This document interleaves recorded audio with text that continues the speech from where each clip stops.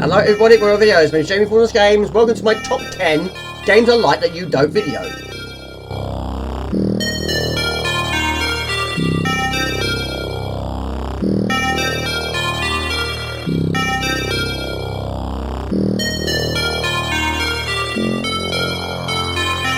So this is an idea I came up with a few weeks ago. While I was talking to Robert Gray, we were talking about a certain subject about games people don't like. And I thought, well, people know there's so many games that I like that they don't like. So let's do a random top 10 in no particular order. 10 games that I like, others don't. Let's go. There we go. Let's start this video off with the one which I knew my subscribers knew I was going to pick. This is Rise of the Robots. Robert Gray choked with his Cocoa Pots when he watched my memories video when I said this is an excellent game. It is an excellent game, just not many other people agree with me. But anyway, it's fantastic. Okay, so the game is Rise of the Robots, a fighting game released by Time Warner Interactive in 1994. Originally developed for the Amiga and MS DOS by Mirage's its design. It was ported to various video game consoles including the SNES, the Mega Drive and the 3DO interactive multiplayer. The game includes a single player mode in which the player assumes the role of an EC035-2 cyborg as he attempts to stop the supervisor and takes over Electric Corps and Metropolis 4. There's no particular order of this list. There's 10 games that I love that many people don't. And I know many people hate this game. And I love it, and yes, Robert Gray, it's fantastic. I've always enjoyed this game, but unfortunately it didn't start off overly well for me because when we first got it, the CD for the CD32 version, the CD was missing in the case, and back in the day we couldn't drive back then, so I had to wait 2 weeks when we went into town with my dad, and we got the CD, but it's worth the wait. But it is fantastic, I do like it, but of course, yes, it's many flaws, it really does, but a win for Cyborg. The game is divided into a single player mode and a two-player versus mode. In single player mode, the player controls the cyborg as he confronts the supervised minions across the vast facilities of Electrical. The order in which each droid is fought is fixed, and the next episode will be more difficult than the one we've just done. The sixth and final confrontation is the supervisor droid itself. Each character is introduced by a short pre-rendered 3D sequence followed by analysis of potential weaknesses. And the Sentry droid I don't think has many weaknesses, but yes, of course, this is the final droid until you confront the supervisor. But of course, you have to defeat the first 5 droids twice. So yes, this game, one of its flaws, one of its many flaws, of course, is not enough characters. It needs more characters, more moves, more special moves. But apart from that, I think it's very good. But also, if you're going to play this game as 2-player, the Cyborg has to be there by default. You cannot mix and match these games. Of course, you can play it as another character, but the Cyborg has got to be on that confrontation. But there we go. The contemporary and retrospective reviews towards Rise of the Robots was negative, with much of the criticism targeted at its crippling gameplay controls. Despite being praised for its good graphics, the sequel Rise 2 Resurrection was released in 1996, which I've never ever played before. But that one has more characters. There we go, a final win for Cyborg. There we go, next on the list, you can go either way this one. This one you either love it or you don't. I think most people probably prefer the Mega Drive version. I haven't played many versions, but I've always liked this one the most, being the first version I played, Altered Beast. Okay, so the game is Altered Beast, a 1988 beat-em-up arcade video game developed and manufactured by Sega. The game is set in ancient Greece and involves a player character chosen by Zeus to rescue his daughter Athena from the demonic ruler of the underworld called Neph. Through the use of power-ups, the player can assume the form of different magical beasts: wolf, dragon, bear, tiger, and the golden wolf. It was ported to home video game consoles and home computers and was a package title for the Sega Mega Drive that was released in 1988. Now, I've always liked this version the most. Of course, there are better versions out there, I'm sure, but I haven't played many of them. But I have played the Mega Drive version, but I played that one after playing this version. I've always liked this version the most. Of course, like Rise of the Robots, has a few issues. Of course, has a few frame rate issues, and you cannot replace your energy at any stage. I'm assuming that's the same full version, but I haven't played the arcade version for absolutely years. But also, if you're playing it as 2-player, which I've only done a few times, both of your characters are exactly the same. But yes, you have 3 attempts to turn into the beast of that level, which in this case is the wolf. The Mega Drive version you have the wolf as well as the golden wolf, but doesn't feature here. The first and last levels feature as the wolf. But anyway, if you don't reach Neph in beast form, in 3 attempts you must confront him as human being form, which can be done. This is a lot more challenging. Start the game off with 3 lives and it continues. And then when you defeat the boss, your powers are taken away from you. But the game is superb. Now if you do it quickly, you get more points. Now this is the only way I've always done it. It turns into a character called Aga, who throws endless heads at you. There we go, superb. I'll get you 100,000 points. And then of course you go back to human being form. The game isn't overly long, but I do like it. I've always liked this version the most. So there you go, 100,000 round clear bonus. yeah, played it many times, finished it including on live stream. It's fantastic. Okay, we'll do one more level. All the Beasts is a side-scrolling beat-em-up game with light platform elements. There's 5 levels that can be played up to 2 players simultaneously. Combat takes place across 5 levels set in ancient Greece that is populated by aggressive undead creatures and monsters resembling those of Greek mythology. The demonic god Neph awaits you at the end of every level, and in between each level is a small animation given to the player with a glimpse of Athena's pedal. Players can punch, jump and kick. Of course, every time you start another level, your energy does not replenish, which I think is quite mean, I have to admit. On this one, you've got to try and turn into the dragon. Every beast has new sets of skills. And also, I think some versions, including the NES version, you do have more beasts you can turn into. Whether it has more levels, I'm not sure. Probably. But anyway, you've got to try and find the ores by defeating 2-headed wolves. Not that one. Not that one. That one. But every time you take damage, of course, you're going to drain your energy. But yes, make the most of it. You can't replenish it. But there we go. Success. So there we go. If you do it on the first attempt, you get more additional points from that. But yeah, one time I did actually try completing this game by not turning it into any beast whatsoever. It's quite difficult to try and not collect those orbs. But you get 3 attempts to try and do it, but you cannot defeat him in this form. But anyway, he takes his form, I take mine. The game's premise is that Neph, ruler of the underworld, captures the goddess Athena. Angry her father, the Olympian god Zeus, decides to choose a champion to save her. Respecting the bravery of Roman centurions, Zeus resurrects them as it empowers him as a champion. The game's character is resurrected as a Roman centurion, given extra power by Zeus that he can battle Neph with his supernatural minions. In the original arcade game, the end credits include a revolution of the whole game and actually depicted as a stage film production. Right, feed me Seymour! There we go, you try and defeat the character and avoid the eyeball attacks. So you shoot the eyeball, opens up, and you go for the kill. Yeah, the dragon actually has a skill, which is that, which actually makes you pretty much invincible. Mostly. You might get an additional hit if you're unlucky. But unfortunately, no energy bar on the screen, but it doesn't take overly long. But yes, this is the same tactic I tend to do. Forward and fire to use your laser. There we go, and managed to survive. Never lost any lives yet. Round clear, and again doing it with the first attempt to get the maximum points. Like the first level, the skills taken away. But there we go, I love it. It's a really good version. But yes, I think most people would prefer other versions. This one is my favourite. So there we go, Beast.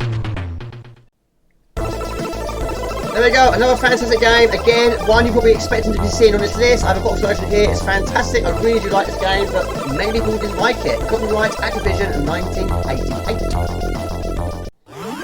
Okay, so the game is Atomic Robot Kid, a horror-destroying shooter released in arcades by UPL in 1988. The PC Engine version was an adaptation of an arcade original published as Atomic Robot Kid Special. In the 21st century, a blast of cosmic radiation bombarded Terra 12, a deep space outpost of Earth, innocently mutating all transported life. The fleet of savage beings followed the radiating wave and invaded the planet and began the systematic destruction of all remaining sentient life. Years of battling alien governors have gone by, and now only one hope survives to avenge the desperate terrain colonists. And that was due to read while playing this amazing game. It is amazing, I love it. It's one of my favourites on the Amiga, but I've never actually finished the Amiga version before, only the C64 version. Which of course is a much easier version than this. Now this game, of course, you've got to try and get as many weapons as possible. But you've got to try and hold the fire button down to activate weapons. No spacebar on this one, which would have been nice. That's probably its only flaw. But yes, I love it. Many people hated it, but I don't understand why. It looks great, it sounds great, with a bit of parallax, and it's fast paced. But yes, the firing is a bit of an issue. But yes, you have boss battles, which are very difficult to confront. Now it's not actually the enemies themselves that kill you, it's the enemy bullets. Difference in boss battles though, but yeah, if you hit the enemy, you don't actually die from it, it's the bullets you're trying to avoid. Even the fans, you can't be killed by the fan itself, only the bullets. But these don't feature on the C64 version. But also, some levels do get a choice of where you want to go, which is also a nice touch. It's always nice having a choice in these games. But yes, try and get through it as quickly as possible, and every time you die, you lose the weapon you currently are holding. But you keep any ones you have in your possession. But yeah, it's very, very good. I do love it. But yeah, I would like to play the PC version. I really would like that. The player controls a tightly tuned character through 6 stages with increasing difficulty, facing an alien government boss at the end, followed by a duel. The stage plays against another Robokid-sized robot. Levels will branch into others, and giving the player a choice of which zone to enter next, which increases replayability.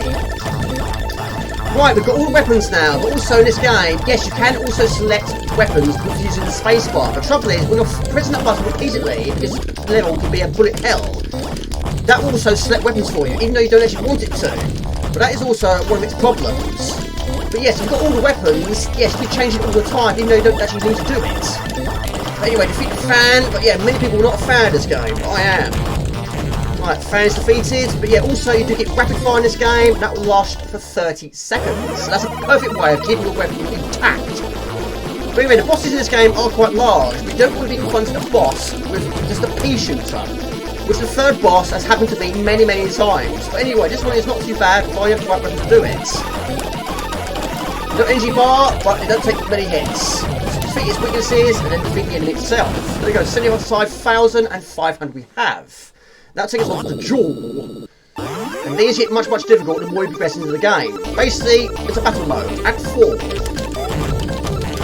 Basically, be the last one to survive. It takes one hit. Every time you get further into the game, they'll fire a lot more at you. There we go. Superb. Anyway, a brilliant game. Atomic Robokits. There we go, next on the list, Total Carnage. Brought it on the C32. I have to admit, this one had to grow on me. I wasn't sure at first. 902 Midway Manufacturing Company, all rights preserved.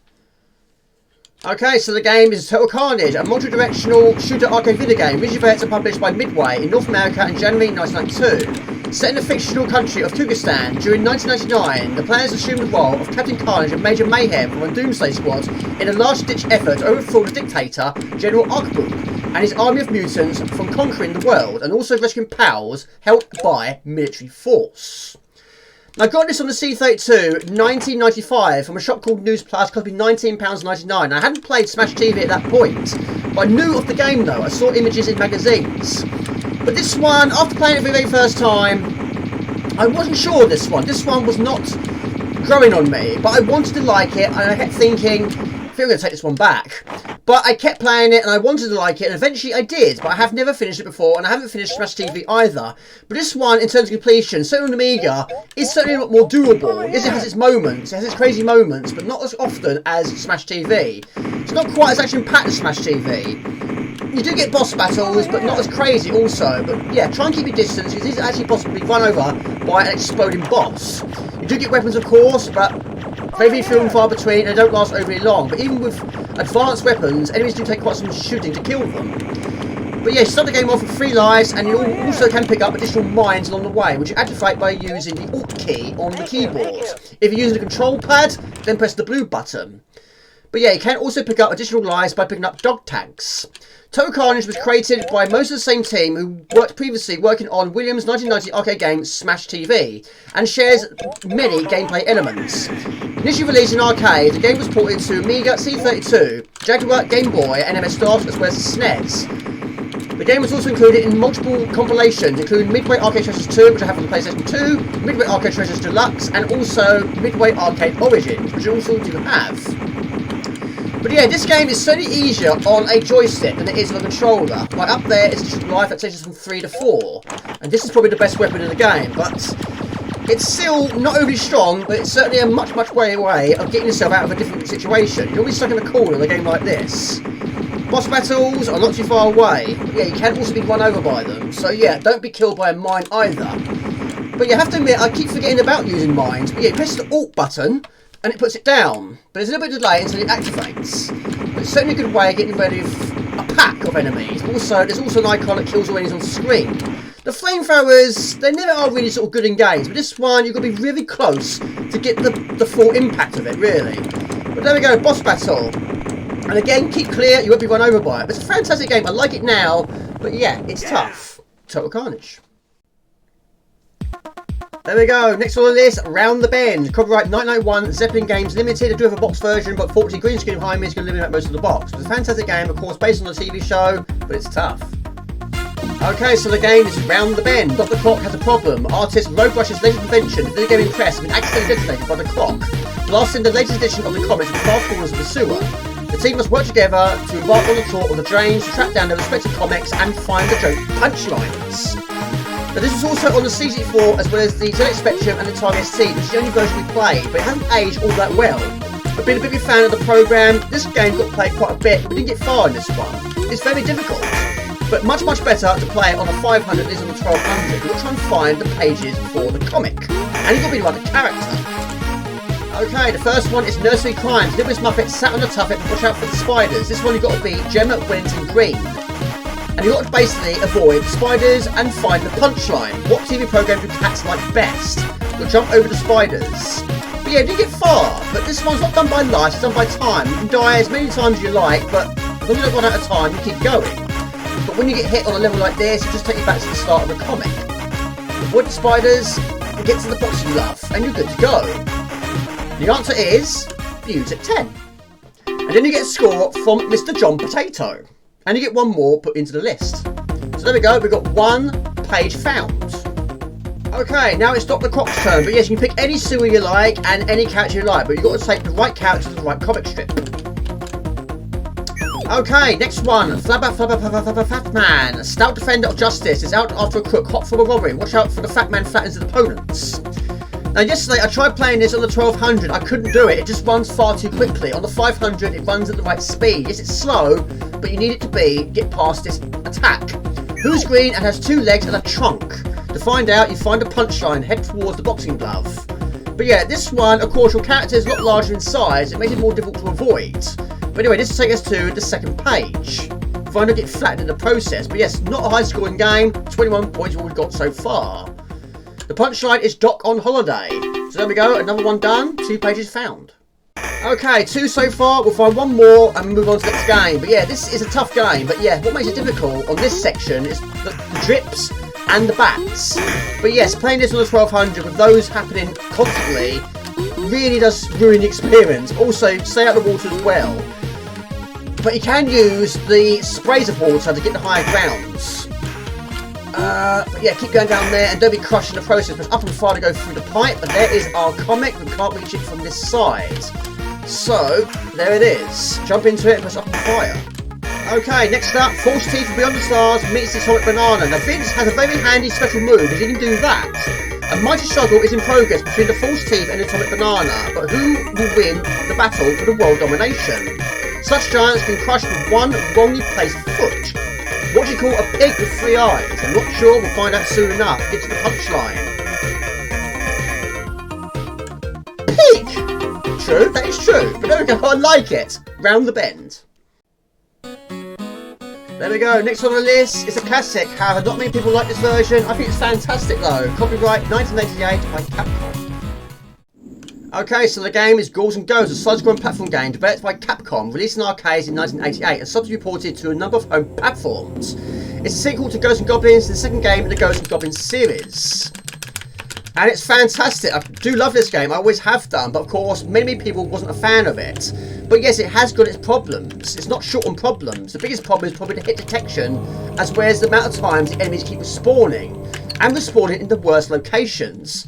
Now this game would have been nice if it had sound effects, but the music by Tim Follin certainly does make up for it. But back in the day I did manage to do this with a back-to-back completion, but of course not without using continues. It wasn't that good.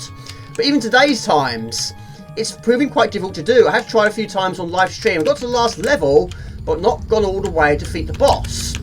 But I have completed Ghosts and Goblins more than this one, even though I didn't play Ghouls and Ghosts back in the day. But anyway, you do fire in the air, which of course is a nice touch, and Ghosts and Goblins couldn't do that.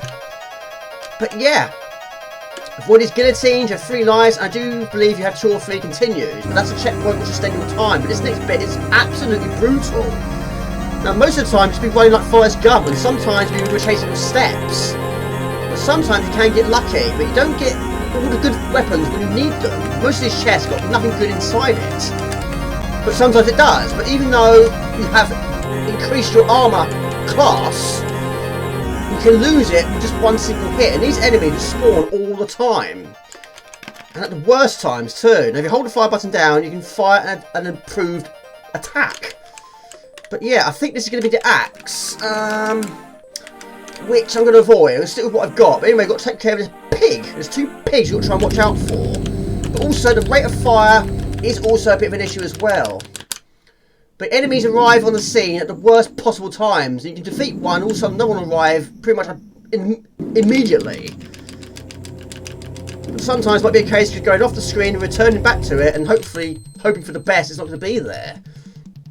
Right, like that. They appear right on top of ladders. But anyway, it's very rare I get past this first level without losing my armour. We spend a lot of time you're playing of this game with no armour. But anyway, I'm going to hold the fire button down and charge it up. This boss is tough. Of course, it's different sizes in other versions, but you can fire while shooting and jumping backwards. But I think you've got to actually shoot the head. I'm never actually sure what its weakness is. I'm assuming it is the head. But it's very, very rare to defeat this boss with armour on my body. But there we go, pick up the key. We've got 50 seconds remain. That's fantastic. But yeah, it's a very, very good game. I love it. It's just tough.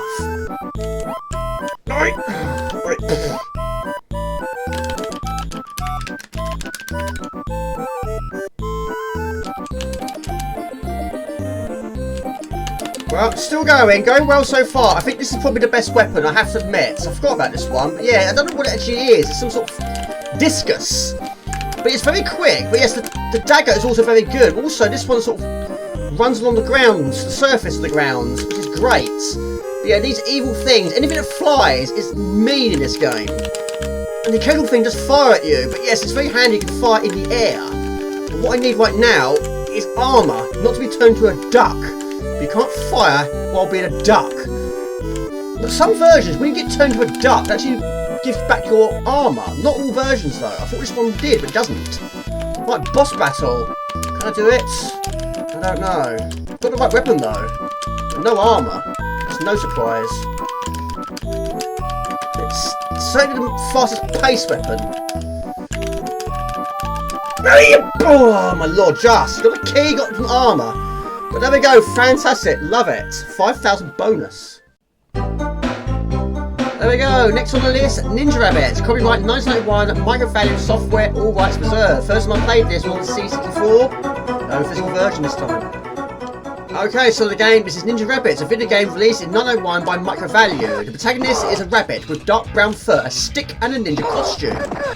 The object of the game is to save a factory from destruction. The game is followed by International Ninja Rabbits, which I've never played before. But anyway, this game is good. I know you're probably thinking it didn't score overly high, and you're correct, it did not score highly. But the first version I saw and play was actually on the C64, and I like that version as well. And I do think this game looks very, very good. I love how the way it looks, but of course it has its problems. It doesn't play overly well, and it does have moments where you're going to be taking damage very easily, even during confrontation or even climbing up a ladder. But the enemies are not affected by any projectiles. But you are, of course, including a golf ball. But sometimes it's a case of hit and retreat, and don't be hit in the process, because yes, you do move quite slowly. But your energy is a carrot, which at the moment of time there is no carrot, but you can replenish lives by picking up a carrot. But when you see them, but sometimes you go underground. But anyway, not a lot of attacks, but yes, you're going to die very easily. The protagonist has a carrot as a life bar. As it takes damage, the carrot will begin to be eaten. Once the health bar runs down, you fall to the ground and a life is lost. Start the game off with 3 lives. You can only go right, but sometimes go down into sewers. You use your hands, your feet, and your stick to attack enemies. Enemies include flying dragons, street thugs, other ninjas, bears, frogs, and anthropomorphic animals. One of the enemies resembles Raphael from Teenage Mutant Ninja Turtles, and on level 2, one resembles Splinter. But anyway, we picked up one additional carrot to replace the life I've lost. But yeah, you're going to lose a lot of lives in this game, but carrots do appear quite often. More so on other levels, but yes, it's difficult when you fall in rocks. And there's one level we actually get pooed on by a seagull, but none of these projectiles affects the enemies, only your character. But yeah, 9 times out of 10, if you're going up a ladder, you're going to probably take a few hits along the way. If you're lucky, you might avoid it. But pick up a carrot, now we've got 3 lives. 340 in a moment of time, but yeah, it's difficult to go up a ladder. Now, I never actually finished this game before, even though the game isn't actually very, very long. But I have reached the final level, but I haven't gone all the way yet. But you want to get off to the best possible start. But this is a case of just hit and retreat. Hit and retreat. But yeah, don't be hitting the head by a golf ball. But the game itself is great. I think it looks very, very good. I love the art style. I love the backgrounds. There's another death. Okay, another life is lost, but it's fine because just underground there is actually another carrot to replenish the one we just lost. There's no easy task with projectiles falling your way continuously. But yes, the ceiling in this place is absolutely horrendous. Right, keep going. 2 lives, 455 in terms of points. Right. So far, so good. But yeah, I don't think I've ever reached more than 3 lives. Now, sometimes you take damage even though the enemies aren't actually attacking you. This is the final phase. 2 more remain and we go to the city. Probably gonna die. I didn't die. There we go. Fantastic. Again, I love it. It's a very good game. Ninja Rabbits. Level complete, but yeah, very, very difficult indeed. 5, 4, 3, 2, 1, die.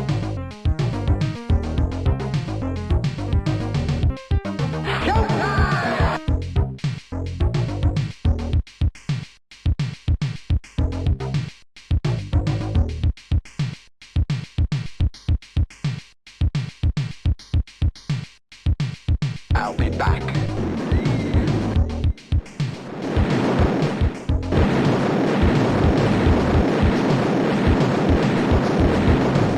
There we go, next on the list, Running Man. Have to admit, not played it for absolutely ages. Developed by Emerald Software, published by Grand Slam Entertainment.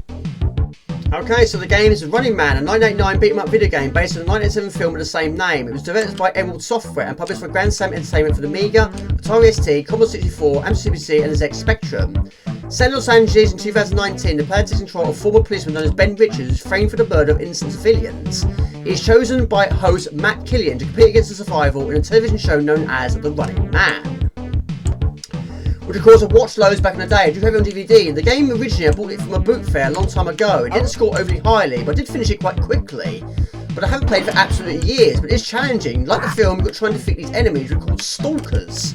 There's 4 of them, and then the final conversation is against Killian himself, which takes place in a TV studio. But you only have 1 life. And once you defeat the enemies, it starts to fill up with gas.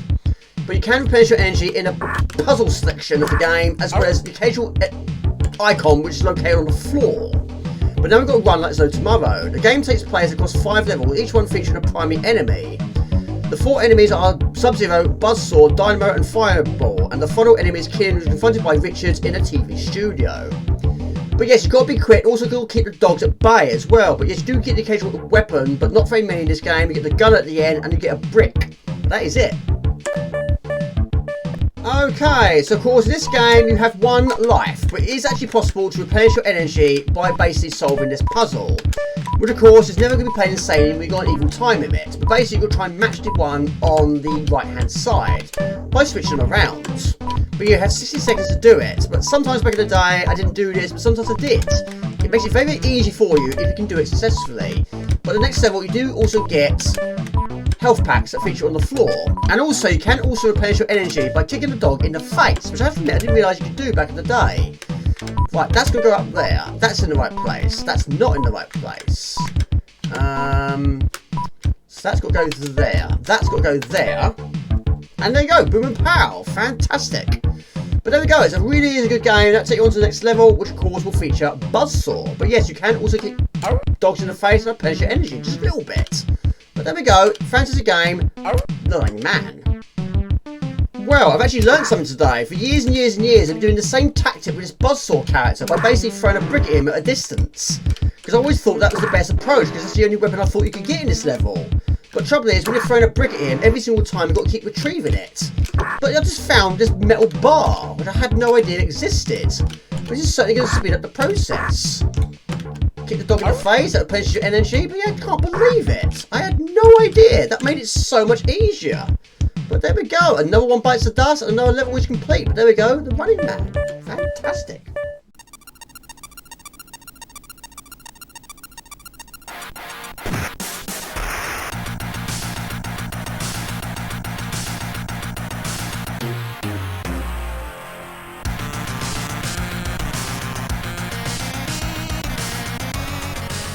There you go, I'm sure you guys are not surprised that I picked this one as well. Street Fighter 2, the World Warrior on the Mii version, of course, got absolutely annihilated. Copyright 1902, Capcom USA Incorporated, all rights preserved.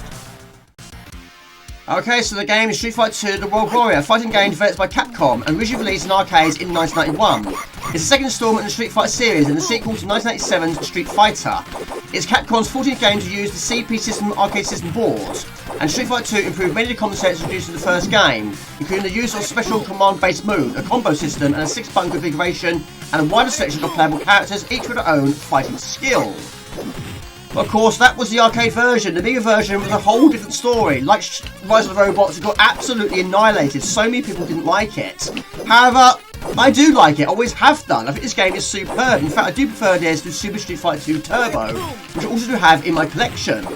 But anyway, I'm using Guile today. Guile, born on 23rd December 1960, an ex-member of the Elite Special Forces team. Guile and his friend Charlie were captured during a mission in Thailand 6 years ago. After months of imprisonment, they managed to escape from the jungle prison. During the purser's trek to civilization, Charlie died and Guile had been consumed by the Vengeance ever since. Guile is definitely a force to be reckoned with. Special moves are the flash kick as well as the sonic boom.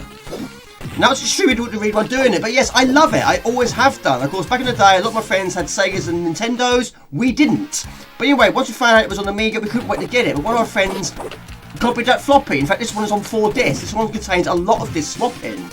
But there we go, it's fantastic. A win for Guile.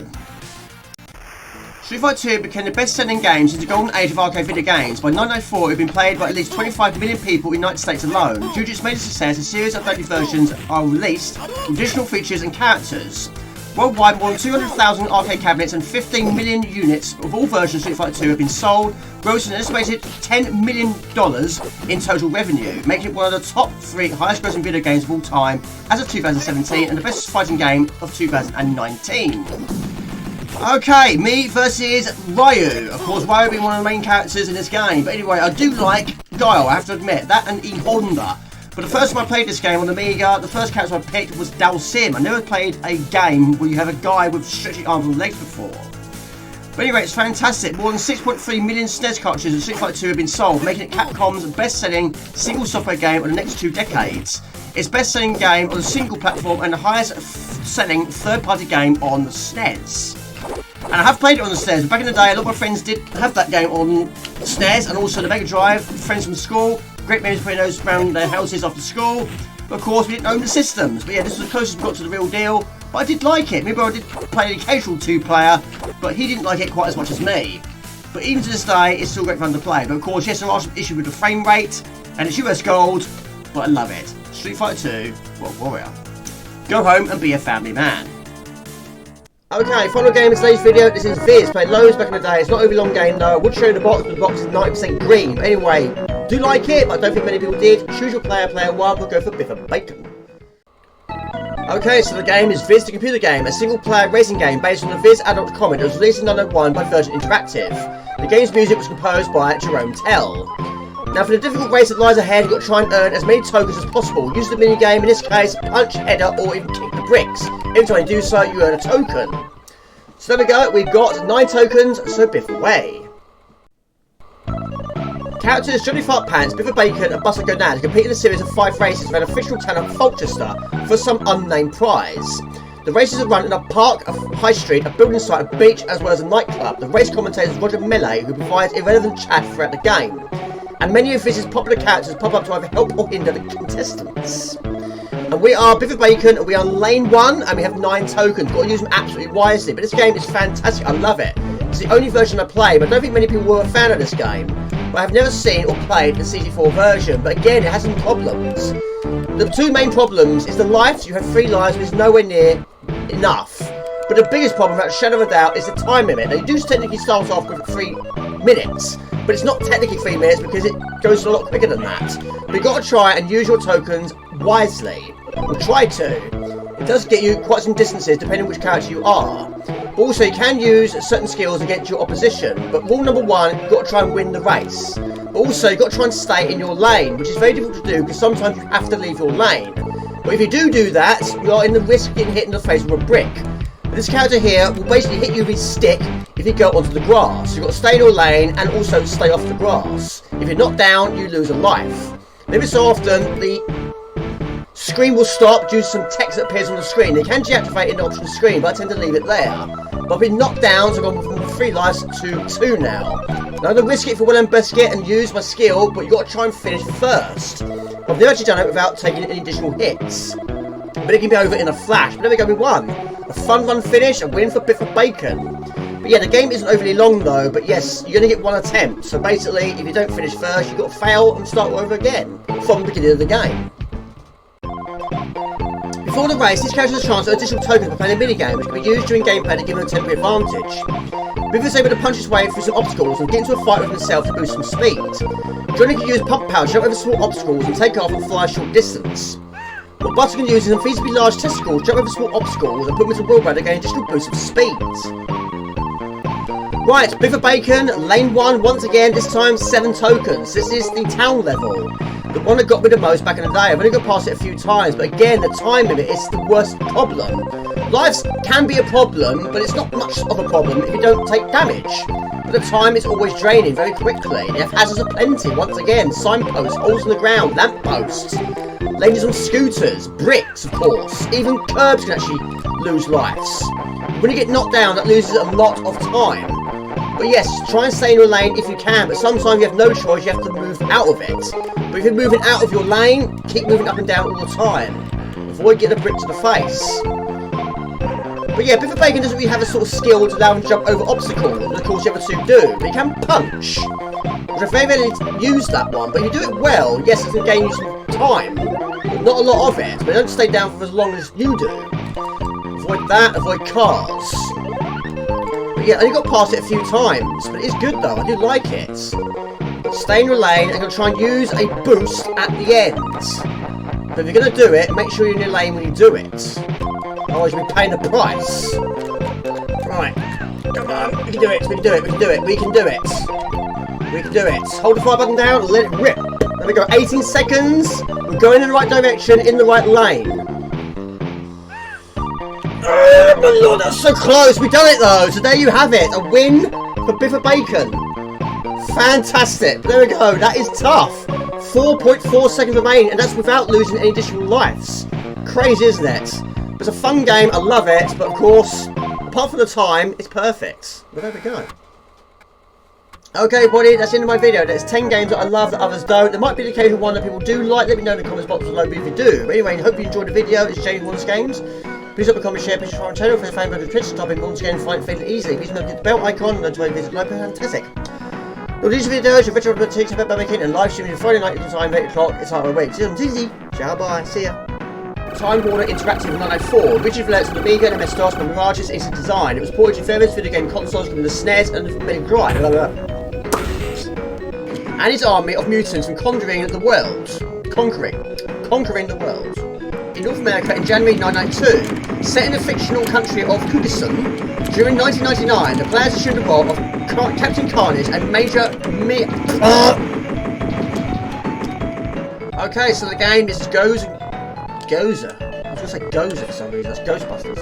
It's a sequel to Ghosts and Goblins and the second game in the Ghouls and Ghosts. Do you know what? I get Ghouls and Ghosts and Ghosts and Goblins mixed up so many times. Why do I have to have 2 games so evenly matched, 2 similar titles? Okay, so the game, this is All the Beasts. A 1998 beat.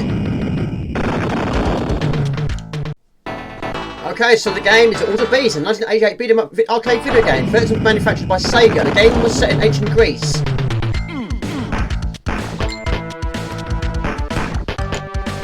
Notifications left, right and centre. Okay, so the game is Altered Beast, a 1988 beat 'em up arcade video game, developed and manufactured by Sega. The game is set in ancient Greece and follows a player called Zeus. Do this again. No, you're not. You're chosen by Zeus. You don't play as Zeus. It's one like ruler of the underworld called Neph. Through the use of power-ups, and the player carries.